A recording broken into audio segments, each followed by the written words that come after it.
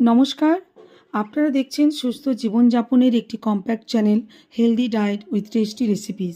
আমি ডক্টর জয়শ্রী জানা, homeopathy consultant and nutritionist.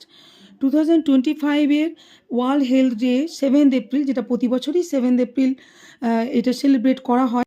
এইবারে আমি এই সময় পুরুলিয়াতে আছি এবং পুরুলিয়ার খুবই নামকরা, খুবই ভালো একটি কলেজ, রঘুনাথপুর কলেজ। সেই কলেজের এই যে প্রোগ্রাম সেলিব্রেট করা হয়েছিল, সেই সেলিব্রেশন প্রোগ্রামে আমাকে ইনভাইট করা হয় অ্যাজ এ স্পেশাল স্পিকার হিসেবে।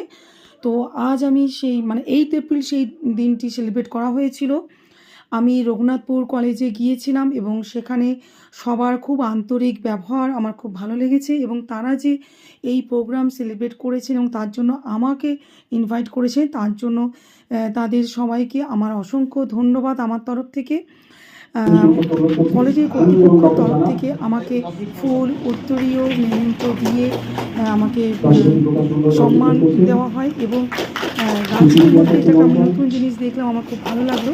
এই গাছের মধ্যে জল সিঞ্চনের মাধ্যমে আমাদের অনুষ্ঠানের সূচনা হয়।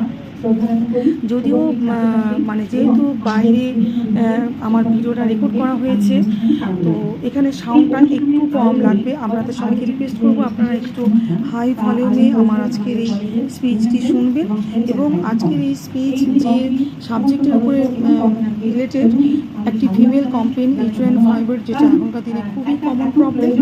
তো ওই প্রবলেম সম্পর্কে বিস্তারিত জানতে পারবেন। আশা করি আপনাদের ভালো লাগবে। ভিডিওটি স্কিপ না করে শেষ পর্যন্ত দেখুন, আপনারা নিশ্চয়ই উপকৃত হবেন। আর ভালো লাগলে সবাইকে অবশ্যই শেয়ার করে তাদের জানার সুযোগ করে দেবেন। যারা আজকে প্রথমবার দেখছেন তাদেরকে রিকোয়েস্ট করবো যে আমার চ্যানেলটিকে সাবস্ক্রাইব করে রাখুন, যাতে পরবর্তী নোটিফিকেশন পান।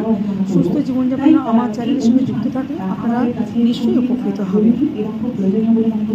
এবং আমরা ধন্যবাদ জানাই আমাদের গভর্নমেন্ট নেতা আচার্যকে এবং জ্যোতি প্রকাশ মন্ডলদের।